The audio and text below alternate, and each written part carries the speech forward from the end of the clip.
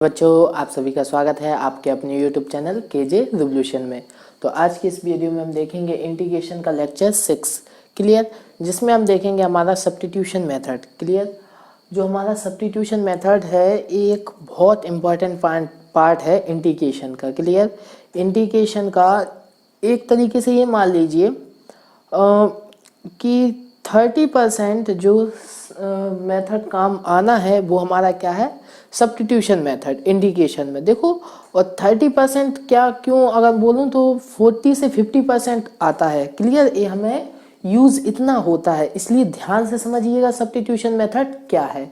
Okay, तो देखो इस टाइप के देखो, हमने सबसे पहले लेक्चर 5 में जो कल हमने अपलोड किया था उसमें लेक्चर 5 में हमने डिस्कस कर लिया है स्टैंडर्ड मेथड क्या होता है। स्टैंडर्ड फॉर्म में अगर कोई क्वेश्चन है तो उसको तो हम सिंपली कर लेते हैं, क्योंकि उसमें तो बेसिक कुछ ना कुछ कन्वर्ट करके वो हमारे स्टैंडर्ड फॉर्म में आ जाते हैं। स्टैंडर्ड फॉर्म में आ गए तो हम उसमें क्या लगा देते हैं, स्टैंडर्ड फॉर्म के फॉर्मूले लगा देते हैं, हमारा इंटीग्रेशन निकल के आ जाता है। लेकिन अब अगर कोई भी ऐसा प्रोसीजर ना हो, कोई भी सॉल्यूशन करने के बाद भी हम उसे किस में कन्वर्ट ना कर पा रहे हो, स्टैंडर्ड फॉर्म में कन्वर्ट ना कर पा रहे हो, देन इस केस में क्या करेंगे। समझ में आ रही प्रॉब्लम क्लियर। अभी ये क्वेश्चन भी मैं लूँगा, ठीक है ना, उसके बाद आपको और बेटर समझ में आएगी। जैसे कि कुछ हमने हर जो हम लगा सकते थे मेथड हमने सारे अप्लाई कर दिए, लेकिन कोई भी ऐसा मेथड नहीं है जो उस दिए हुए क्वेश्चन को हमारा स्टैंडर्ड फॉर्म में कन्वर्ट कर पा रहा हो। तो अगर नहीं कर पा रहा फिर हमें कोई ना कोई तो ऐसा मेथड चाहिए पड़ेगा ना जो उस इंटीग्रेशन को सॉल्व कर दे। तो उसी का नाम हमारा कौन सा मेथड हुआ, सब्स्टिट्यूशन मेथड क्लियर। इस मेथड से हम किस टाइप के क्वेश्चन करते हैं, आइए फर्स्ट एग्जांपल से हम इसको समझते हैं। जैसे कि पहला जो क्वेश्चन है वो प्रूव करने वाला है, ठीक है, लेकिन हम उसको एज इट इज क्वेश्चन के थ्रू लेंगे, ठीक है। एक क्वेश्चन है जिसमें हमें इंटीग्रेशन पता लगाना है किसका, साइन ax प्लस वी का, okay, into D x. Okay, तो देखो हमें साइन एक्स का इंटीग्रेशन आता है, हमें पता है, हमने सीखा है कि स्टैंडर्ड फॉर्म में हमें साइन एक्स का बेसिक इंटीग्रेशन आता है जो कि होता है माइनस के कॉस एक्स प्लस सी। लेकिन हमें केवल साइन एक्स का आता है, ये तो साइन के अंदर कुछ गड़बड़ सा लिखा है, इसका कैसे करें। और कोई ऐसा मेथड नहीं है। अब इसमें क्या सॉल्यूशन कराओगे आप बताइए, कोई क्या ऐसा मेथड है जिससे ए कन्वर्ट होके साइन एक्स आ जाए, स्टैंडर्ड फॉर्म बन जाए, कोई भी मेथड नहीं है। अब ऐसी सिचुएशन में जब भी क्वेश्चंस में ऐसी सिचुएशन आ जाए कि हम कोई भी प्रोसीजर लगा के उसे स्टैंडर्ड फॉर्म में कन्वर्ट ना कर पा रहे हो, देन हमें मजबूरी में सब्स्टिट्यूशन मेथड का यूज करना पड़ेगा क्लियर। तो देखो दिक्कत हमें कौन दे रहा है, ये दिक्कत दे रहा है क्लियर। तो अगर इसकी जगह कुछ और हो जाए, ठीक है ना, जो भी दिक्कत दे आप उसको सब्स्टिट्यूट कर देना, ax प्लस बी, यही दिक्कत दे रहा है, इसको t मान लीजिए, क्या मान लीजिए, t मान लीजिए। और t मान लिया, अब ध्यान से देखिएगा इसका डेरिवेटिव कराएं विथ रिस्पेक्ट टू t, ठीक है ना, डिफरेंशिएशन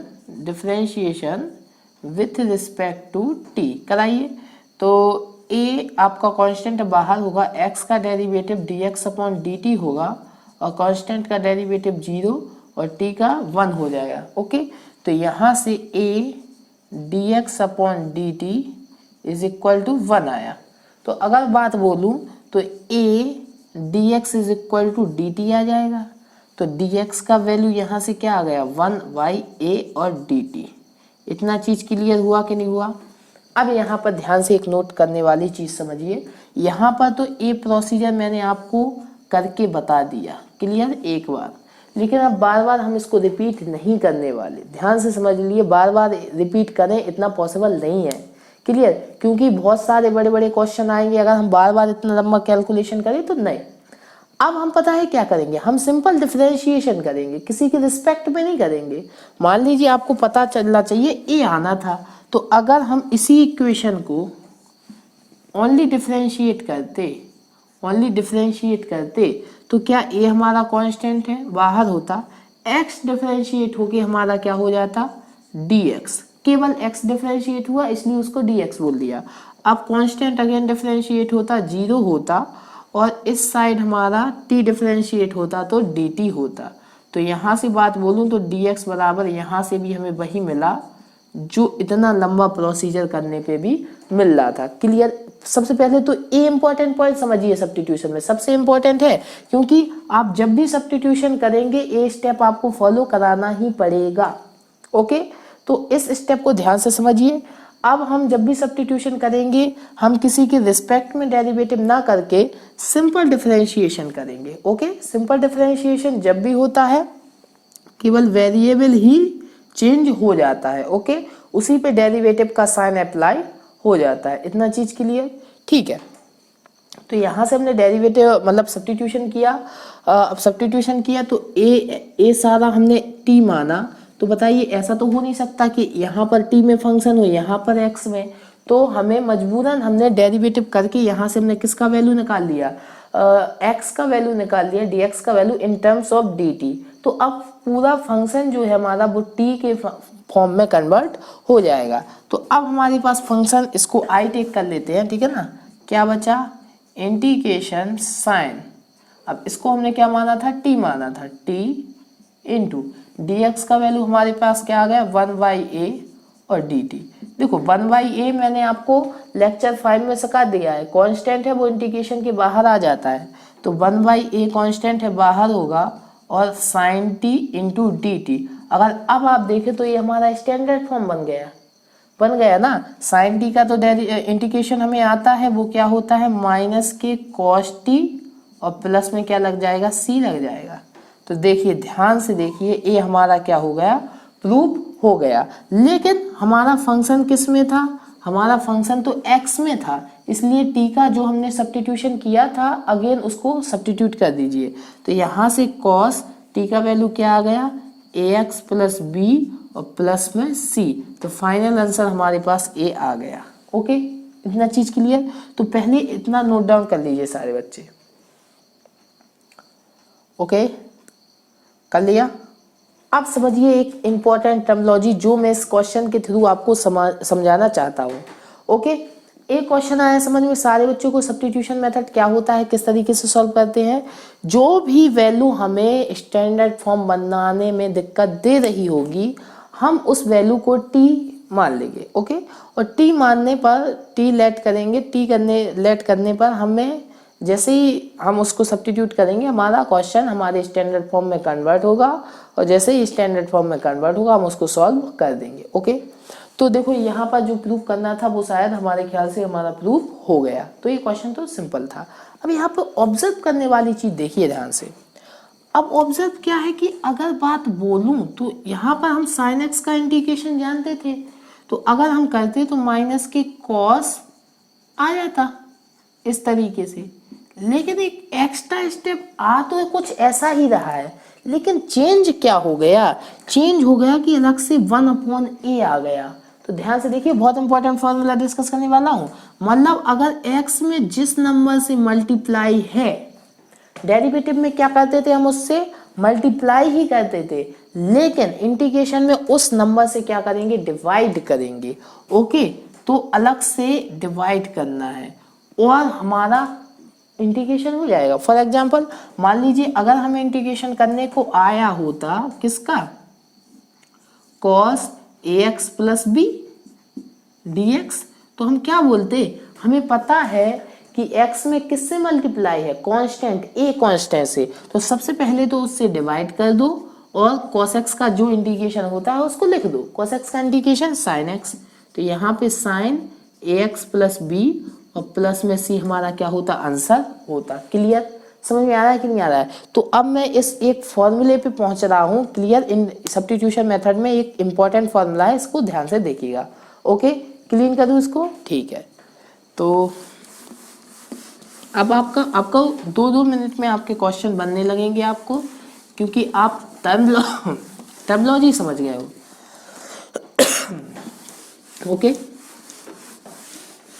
बेसिकली होता, देखो अगर कोई ऐसा फंक्शन है जिसका इंटीग्रेशन हमें पता है, लेकिन दिक्कत केवल कौन दे रहा है, ए वाला टर्म, तो आपको कुछ नहीं करना, आप सिंपल करना कि x में किससे मल्टीप्लाई है, a से, उससे डिवाइड करना, और जो भी इस फंक्शन का लेटस कैपिटल एफ इसका इंटीग्रेशन है तो उस इंटीग्रेशन को एज इट इज लिख देना। ओके, तो ये आपका फॉर्मूला है, इसको ध्यान कहीं नोट डाउन करना हो तो कर सकते हैं। ओके, इसी को अब हम बार बार अप्लाई करेंगे। क्लियर, इतना चीज आया? ओके, ठीक है। और बेसिकली जैसा मैंने अगर आपको फॉर्मूला अप्लाई नहीं करना तो आप जैसा मैंने सब्स्टिट्यूशन करके बताया वैसा आप कर सकते हैं, आपका हर क्वेश्चन सही होगा। लेकिन क्वेश्चन इतना सा है कि अगर हमारे पास कार है तो हम कार से जाएंगे ना, बैलगाड़ी की क्या ज़रूरत है? समझ में आया ना? अगर कोई शॉर्टकट है, कोई इजी मेथड है तो उसको अप्लाई करो, बड़े मेथड को क्यों करें? ठीक है, तो देखो अब हम सारे क्वेश्चन को फटाफट करेंगे सॉल्व। ओके, हाँ, तो सेकंड क्वेश्चन क्या है? इंटीग्रेशन e की पावर ax और dx। देखो हम तो e की पावर x का इंटीग्रेशन जानते हैं, हमें पता है सारे बच्चों को कि e की पावर x का जो इंटीग्रेशन होता है वो क्या होता है? e की पावर x। कोई दिक्कत नहीं। अब x में किससे मल्टीप्लाई है? a से मल्टीप्लाई है, तो a से सबसे पहले क्या कर दो? डिवाइड कर दो, और जैसा e की पावर x का इंटीग्रेशन e की पावर x होता है वही एज इट इज लिख दो। क्लियर, बस इतना सा स्टेप है, हो गया इंटीग्रेशन। और अगर इसी को सब्स्टिट्यूशन से करना हो तो वैसे भी दिखा देता हूँ, कुछ नहीं करना आपको, ax को क्या मान लेना है? t मान लेना है। यहाँ से डिफरेंशिएशन कराएं तो a आपका बाहर, x का dx होगा, इसका dt, तो यहाँ से dx बराबर 1/dt हो जाएगा। अब आप यहाँ पर सब्स्टिट्यूट कीजिए, तो ax को क्या माना? t माना, और dx का वैल्यू 1/, बाहर हो जाएगा, और dt। अब आपको पता है e की पावर t का डेरिवेटिव इंटीग्रेशन तो e की पावर t होगा प्लस c होगा, तो 1/, t का वैल्यू क्या था? ax था। तो देखो चाहे वैसे करो चाहे ऐसे, आंसर यही आना है। क्लियर हुआ ना? दोनों तरीके से मैंने करके बताया, लेकिन अब हम हमारा मेथड ही अप्लाई करेंगे, बार बार ये सब्स्टिट्यूशन अप्लाई नहीं करने वाले। ठीक है, ऐसा क्वेश्चन अगर आ गया कि जहाँ पर हमें सब्स्टिट्यूशन ही पड़ेगा तो हम उसको करेंगे अप्लाई, ठीक है ना? लेकिन इस टाइप के, एटलीस्ट इस टाइप के क्वेश्चन में तो नहीं करेंगे ना। ओके, ठीक है, नोट डाउन कर लीजिए जिन बच्चों को करना है। इसमें क्या ही नोट डाउन करोगे? ठीक है, नेक्स्ट क्वेश्चन को देखते हैं। नेक्स्ट क्वेश्चन क्या हमारा? बहुत इजी क्वेश्चन। थर्ड जो क्वेश्चन है वो क्या है? इंटीग्रेशन करना हमें सेक स्क्वायर 5x का, हाँ ठीक है, 5x और dx। बताइए, हम सभी को सेक स्क्वायर x का इंटीग्रेशन पता होता है, 10x होता है, तो कौन दिक्कत दे रहा है भाई?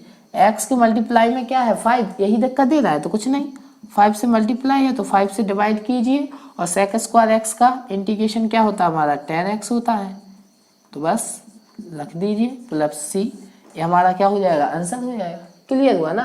ठीक है, तो इस तरीके के क्वेश्चन बनेंगे। देखो मैंने सब्स्टिट्यूशन मेथड को कितना इजी कर दिया आप लोगों के। ठीक है, हमें हमारा जनरल मेथड भी पता है, हमें शॉर्टकट भी पता है, हमें जिससे करना पड़ेगा उससे करेंगे। ओके, तो इसमें क्या नोट डाउन करोगे? तो देखने से ही हल हो रहा है। ओके, तो आइए एक अच्छा क्वेश्चन देखते हैं, फोर्थ क्वेश्चन देखते हैं, फोर्थ क्वेश्चन की ओर मूव करते हैं। ओके, हाँ, तो हमारा फोर्थ क्वेश्चन क्या है उसको देखते हैं। हाँ, एक लेवल वाला क्वेश्चन है। इंटीग्रेशन अंडर रूट में 1 - के 5x और प्लस में 9e⁻³ और इसका हमें क्या करना है? बेसिक इंटीग्रेशन करना है with respect to x। Okay, तो देखो सबसे पहले तो सेपरेबल प्रॉपर्टी, ठीक है ना, जो कि मैंने लेक्चर 5 में कि अगर दो फंक्शन हमारे कंबाइंड है, प्लस में है, तो उसको हम अलग अलग इंटीग्रेशन कर सकते हैं। तो कराइए, तो यहाँ से इंटीग्रेशन अंडर रूट में 1 - के 5x और dx सेपरेट हो जाएगा, और इंटीग्रेशन 9e⁻³ हमारा 3x और dx हो जाएगा। ओके, अब बताइए इसका रूट x का डिस्कस किया हूँ मैं, ठीक है ना। इंटीग्रेशन मैंने बोला था, आप याद कर लेना क्योंकि कई बार आएगा। ये पूरा टर्म किस, अगर इसको मैं इस पूरे को x मानूं तो ये किस टाइप का है? रूट x है। स्टैंडर्ड फॉर्म इसका रूट x होगा कि नहीं होगा? रूट x टाइप का फंक्शन, लेकिन x में किससे मल्टीप्लाई है? -5 से, इसलिए सबसे पहले -5 से हमने क्या किया? डिवाइड किया। अब रूट x का जो इंटीग्रेशन होता है, रूट x का इंटीग्रेशन होता है x⁻³ अपॉन 3/2, उसको हमने लिख दिया। ओके, प्लस 9 हमारा कांस्टेंट है, बाहर होगा, e⁻x का इंटीग्रेशन e⁻x होता है, लेकिन x में 3 से मल्टीप्लाई है तो डिवाइड किया, और e⁻x का इंटीग्रेशन e⁻x लिख के प्लस c लगा दिया। ये हमारा फाइनल आंसर होगा। 2 ऊपर आएगा तो -2 अपॉन 15 हो जाएगा, 15 यहाँ से 1 माइनस 5x की पावर 3/2 और ये 3 टाइम्स में जाएगा तो 3 की पावर 3x और प्लस c, ये हमारा क्या होगा, हमारा फाइनल आंसर होगा। क्लियर हुआ सारे बच्चों को? इस तरीके के क्वेश्चन बनेंगे और प्रैक्टिस, देखो प्रैक्टिस बहुत ज़रूरी है। जैसे ही ये फ्लो में आपके होने लगेंगे, देखो संभव नहीं है कि वीडियोस पर सारी एक्सरसाइज आपको सॉल्व करा दी जाए, ओके, आप खुद समझदार हैं, क्लियर। तो यहाँ पर बेसिक आपको क्वेश्चन बताए जाते हैं, समझाए जाते हैं, हाँ हार्ड लेवल के जो शॉर्टकट हैं वो सारे डिस्कस किए जाते हैं, लेकिन अब आपकी रिस्पॉन्सिबिलिटी बनती है, आपको मेहनत करना है कि आप अपना कितना एक्सरसाइज सॉल्व करते हैं, कितना घर पे काम करते हैं, ये ज़रूरी है, ओके। तो आपकी मेहनत भी बहुत इम्पोर्टेंट रोल निभाएगी, ठीक है ना, आपके मार्क्स में, ठीक है, जो नंबर आपको मिल रहे हैं उसमें आपकी मेहनत बहुत ज़रूरी है, ओके। तो घर पे जरूर प्रैक्टिस कीजिए अपनी किताब से, जो भी मैं यहाँ पे पढ़ा रहा हूँ अपनी किताब से प्रैक्टिस जरूर कीजिए, ओके। तो इसको नोट डाउन कर लीजिए सारे बच्चे।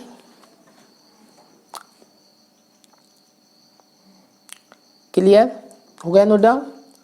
तो ये था आज का हमारा टॉपिक सब्स्टिट्यूशन मेथड, जो आई होप आपको समझ में आया होगा। देखो अभी सब्स्टिट्यूशन मेथड बहुत लेंथी चलेगा, ठीक है, इसमें इसके जो नीचे हमें कई चीज़ें देखनी है, ठीक है ना, इसके अंतर्गत कई चीज़ें आएंगी, ठीक है। तो अभी तो स्टार्टिंग हुआ है सब्स्टिट्यूशन मेथड, देखते हैं आगे कितना लेंथी होगा, लेकिन हाँ हम जल्द से जल्द इसको ख़त्म करने का कोशिश करेंगे, लेकिन कोई भी टॉपिक स्किप नहीं करना है, हमें सारी चीज़ डिस्कस करनी है, ओके। तो इस वीडियो में यहीं तक, लेकिन वीडियो को लाइक कर जरूर देना, ठीक है ना, वीडियो अच्छी लगी हो तो वीडियो को लाइक जरूर करना और अपने दोस्तों के साथ भी शेयर कीजिए, ओके। मिलते हैं नेक्स्ट वीडियो में, तब तक के लिए अपने आसपास के लोगों से सतर्क रहें, मास्क पहनें और देखते रहें केजे रेवोल्यूशन। केजे रेवोल्यूशन की तरफ से आप सभी को गुड बाय।